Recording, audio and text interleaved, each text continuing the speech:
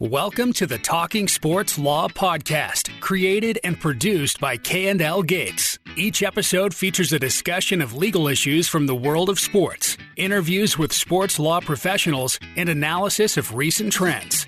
Let's get this episode kicked off.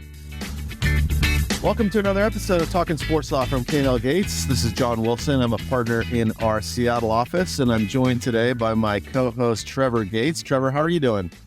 I'm doing excellent as always, John. Thanks for asking. And Trevor, it's been a while since we have recorded a podcast episode, so I'm glad we could get back on it and get this started. But of course, the real important question, we're in the middle of March Madness. How is your bracket looking? I would say above average, but I guess to answer that question more directly, I'm now just watching as a fan, not really paying attention to my bracket anymore. I'm not at all surprised to hear you say that your bracket is above average. That seems pretty par for the course of your abilities, right? But I didn't actually fill out any brackets this year. I didn't follow closely enough to pick on anything other than team uniform colors or mascots or something like that. So didn't get around to filling it out. So I'm just watching as a fan as well. So Trevor, on today's podcast, as you know, we are so excited to be joined by Mali Friedman, the Chief Legal Officer and Senior Vice President for Business Affairs for the Washington Commanders. We'll get into Mali's background in the interview itself, but Mali has extensive experience in the world of sports with various teams and leagues, and we are absolutely thrilled to have her as a guest. Mali graduated from Princeton University, and she attended law school at Stanford. Go Cardinal. Mali Friedman, welcome to Talking Sports Law, and thanks so much for joining us. Thanks for having me. So, Mali, let's start off with just learning a little bit about your background. Can you just talk a little bit about the path that you took to your current role with the Commanders, and how did you become interested in sports law? Sure. So I actually grew up in Washington, D.C. in an athletic, sports-loving family of diehard Washington football fans. I went to, as you said, Princeton undergrad, out west to Stanford for law school, and then started my legal career working in the San Francisco office of Covington & Burling, which is a DC-based law firm. My first role in the sports industry was working for the National Hockey League in New York, where I focused primarily on media and international strategy, as well as digital and technology. I then moved back out west for an opportunity as Assistant General Counsel at the Golden State Warriors. On my very first day of work for the Warriors, the team won the 2017 NBA championship. And my very last day of work was the public opening of Chase Center.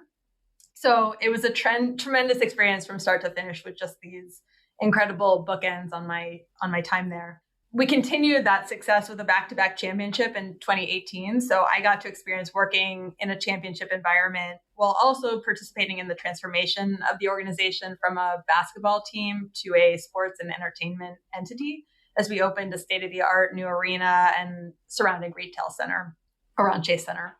I then left the Warriors to head up business and legal affairs for the XFL, which was a unique opportunity to be a key stakeholder in building a professional sports league. And John and Trevor, of course, that's where I was first lucky enough to cross paths with both of you. And, I should note, I just had exceptional role models growing up and was fortunate to have phenomenal colleagues at each of these stops along the way who mentored me and helped shape my career. And then things came full circle when I had what was really a dream job opportunity to come back to DC to work for the Commanders and be part of the team that's rebuilding this storied franchise into the gold standard organization that we strive to be from both a business and a cultural perspective. And additionally, when I first joined, I had the opportunity, sort of a once in a lifetime opportunity, to be part of the group who helped facilitate the 18-month rebrand process, culminating in the reveal of the Washington Commanders' new brand and identity that just took place about a year ago. As far as how I became interested in sports law, I grew up with two lawyer parents. My father worked in private practice and in public service. My mother was a public defender, the first woman partner in her law firm, and then recently took senior status after 25 years as a judge on the DC Superior Court. So in some ways, being a lawyer was just kind of what I knew. But it also, being a lawyer, fit my skill set and my type A brain. And I definitely believe that, a law degree could open numerous doors. And then as far as the sports aspect, I thought if I could find a job in an industry that I was passionate about, that it would be rewarding and also fun. And that's certainly proven out to be true. Molly, I didn't actually note in the intro like how we first crossed paths, but you're right that it was through involvement with the XFL. And I mean, I feel like we could probably do a full like podcast episode just on that experience alone, right? Like it was quite a wild ride there for a while, and then leading up into COVID and everything, it was pretty nuts. But it was definitely one of the benefits of that was just getting able to meet you and work with you. For sure. For sure. Silver linings in everything. Getting to know the two of you was certainly one of them, but a crazy period for sure as we battled COVID and worked through that period of time. So Molly, can you provide a little overview about your role with the Commanders and maybe what your quote typical day looks like, understanding there's probably no typical day in your role? That's certainly true. So, yeah, sure. So I'm the Chief Legal Officer and Senior Vice President of Business Affairs. As the Chief Legal Officer, I'm responsible for overseeing all legal matters that touch the organization, from commercial contracts to IP matters to litigation and workers' compensation, really, everything across the board. As SVP of Business Affairs, I assist with achieving revenue generating priorities and provide strategic advice and negotiation support. I'm there too, involved in all aspects of the business, from sponsorship, ticketing, people operations, community relations to of course football, which at the end of the day is really the core objective that's driving everything that we do. And these two functions really work very well together because the collaboration and role as a trusted advisor that's inherent in heading up the business affairs function also gives me a pretty unique and broad organizational perspective and business focus that I believe is really critical to doing my job as Chief Legal Officer most effectively. Yeah, and Trevor, to your point, as far as a typical day, there really isn't one, which is part of what makes this job so fun and challenging and rewarding all at the same time. I kind of laugh when people ask that question because I think the only constant I can identify is that every day is guaranteed to be different and not what you wake up expecting it to be. Yeah, exactly. So Molly, you've had a very wide experience in the world of sports and the law, from the NHL to the NBA with the Warriors, XFL, and now the NFL. Can you just share a few thoughts about some of the differences or similarities between working across these various leagues and teams, sports properties? Yeah, absolutely. So, all the leagues are relatively similar in structure and in their core businesses, but they each have their own, I'd say, personalities, for lack of a better word, and priorities as well. I think in my experience, the biggest difference has been working on the league side at the NHL and the XFL, and then working for teams at the Golden State Warriors and the Washington Commanders. So that league team dichotomy.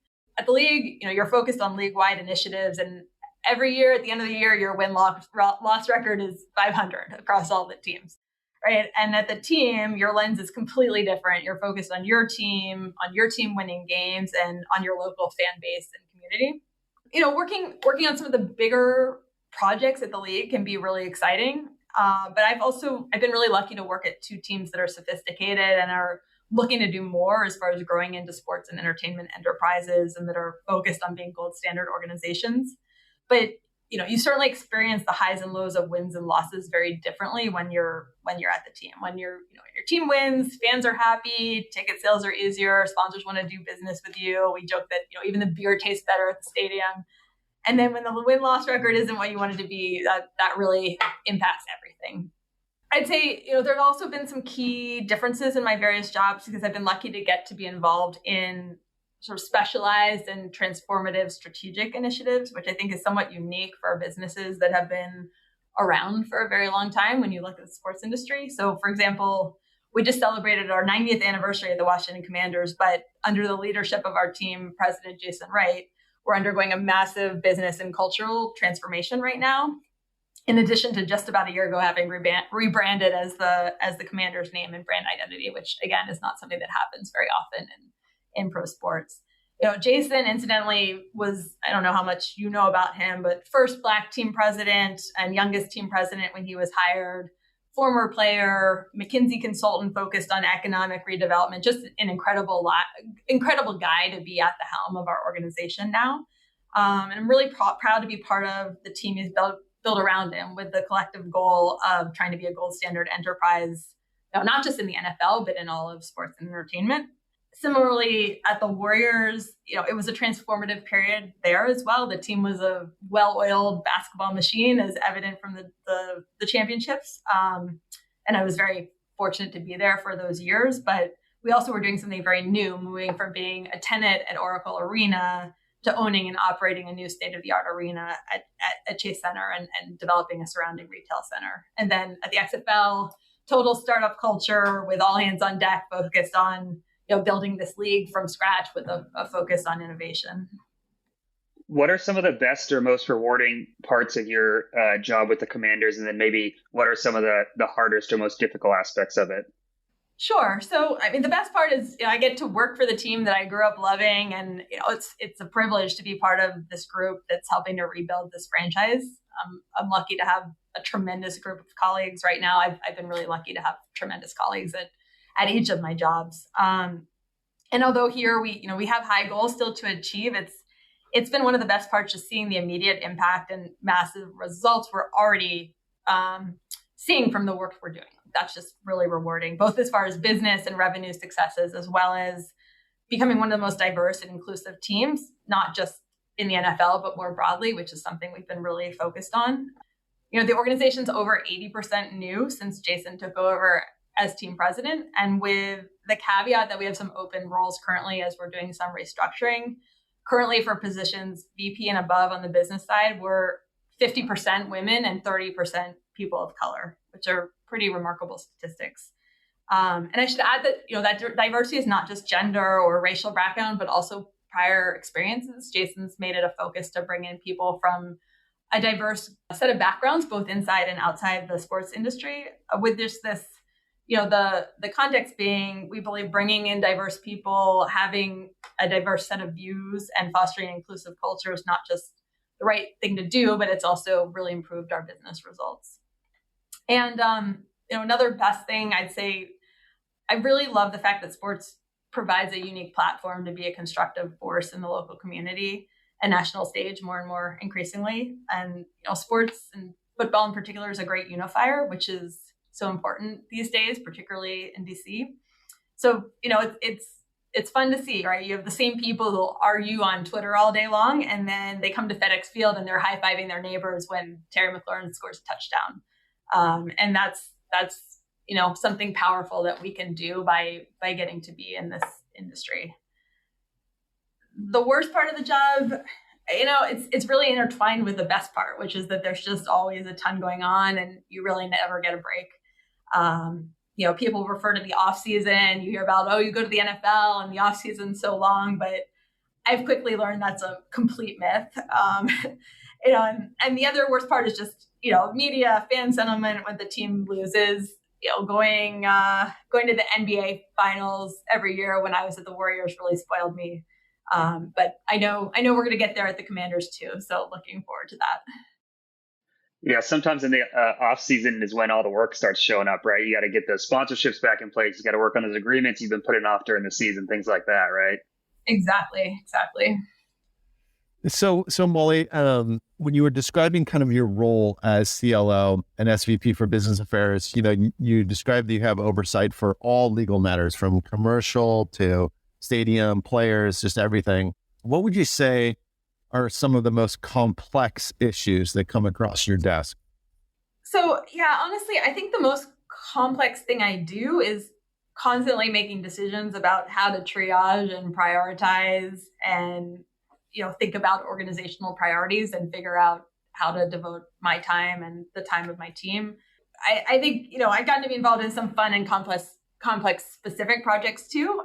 For example, the rebrand of a 90-year-old franchise, and we just opened the first sports book inside a NFL stadium at FedEx Field, along with their operator Fanatics. So, certainly there are complex things that come along, but overall, it's the day-to-day management that I actually think is the trickiest part of this job.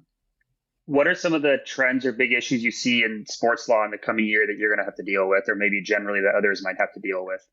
Yeah, well, as I just mentioned, we just opened a sports book at FedEx with Fanatics. So I've been watching developments in the sports betting industry closely, both the legal and regulatory components, but also how much legalized sports betting is just changing aspects of the industry, and particularly how fans consume content.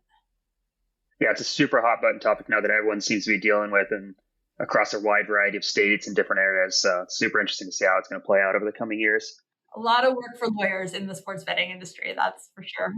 Yes, Trevor is our resident sports betting expert. And so he is always staying on top of things and can tell you at any given moment how many states have legalized it and who's, looking at it in the legislature and all sorts of stuff like that. He's on it. It's like whack-a-mole. It's just like you figure out one state, the next one pops up, and you got to figure, and then one state changes, and then I'm sure you dealt with that over there, but it's fun times. Keeps us busy, like you noted. Yep. So, Molly, one of our audience segments is law students who are interested in, getting into sports law. And I frequently hear from law students, asking for tips or advice about how to break into, sports law. Thinking back to, when you were a law student, are there any classes that you wish you would have taken that might have, prepared you for this role or getting into sports law in general? Yeah, that's a good question. When I was at Stanford Law, I took a number of classes over at the business school that I really enjoyed, and I think have helped me a lot today. I actually sometimes wish I'd done even more and thought about doing a full JD MBA or something along those lines. In general, I think the most helpful classes for an in-house counsel are the ones that focus on the core skills that we utilize every day, like negotiation strategy or contract drafting. I'm a big advocate of, on particular subject matters, like do what you're interested in, because our range is so broad that, no one class is going to make you an expert in everything you need to do to be a in-house counsel. So, focus on learning about things that you enjoy and really hone those core skills. Well, Molly, you probably just heard that whistle sound, which indicates that we have reached the end of our regular interview period. And now we're going to move into something that we like to call overtime. And so on overtime, we will ask you 4 rapid fire questions. If you can, just respond with whatever pops into your head first. So Mali Friedman, are you ready for overtime? I am ready. Molly, what's your favorite activity or hobby when you aren't working? Oh, well, I wish I had a better answer for this, but with a son who just turned 3, really my only activity outside of work is playing with him and being a mom. But that's obviously very rewarding, and I wouldn't trade it for anything. Nothing wrong with that. No, not at all. Molly, what's the greatest live sports moment you've ever been a part of? So, this is maybe 2 moments, but in 2018, I had an incredible 48 hours where I got to see 2 of my teams clinch championships on live on back-to-back nights. I was working for the Warriors, and the team generously flew the whole organization to Cleveland for Game 5, which ended up being the night we clinched the championship. And then I turned around, headed back to the Bay Area, and flew to Vegas to meet some of my friends from the NHL, and got to see the Caps clinch the championship the next night. So that was very exhausting, but a ton of fun. What is one book, TV show, podcast, or anything else you want to mention that you've really enjoyed in the past 6 months or so? Well, you started the podcast referring to the NCAA tournament. I went to Princeton, so this has been a fun one. Men are in the Sweet 16. Women had a upset in the first round as well. I actually just booked a last-minute trip to go to Louisville to see the Sweet 16 game on Friday. So that's been my top content right now. But I also, as a tennis player, I've been drawn to that new Breakpoint series on Netflix and watched a little bit of that as well, which I've also been enjoying. Yeah, March Madness is always a great time of year because you can almost every single game is great, especially when you see some of these upsets and everything. Like it's tons of fun. And that's awesome that you get to go out and watch that Sweet 16 matchup. All right, Molly, last question in overtime. If you weren't working as a sports lawyer, what would you be doing? Honestly, I love what I do, and I don't spend a whole lot of time thinking about roles outside of sports. But if I had to answer that, I'd say I don't know, figuring out some way to live in Lake Tahoe or another ski town and have a very different life there. That would be a good life, to be in Tahoe or Vail or, somewhere like that, and just get to ski most days during the winter for sure. Well, that does it for another episode of Talking Sports Law. Special thanks to our guest, Mali Friedman, for the great conversation. And Molly, we really appreciate the time. We know you're busy. Thanks very much for joining us today. My pleasure. Happy to do it. And it's always great to talk to you guys. So you can find all of our episodes on the website, knlgates.com, or by searching Hub Talks, wherever you get your podcasts. If you want to be a guest on the podcast, or if you have ideas about topics or other guests, please don't hesitate to reach out. John.wilson@klgates.com. Thanks very much for listening to Talking Sports Law from K&L Gates.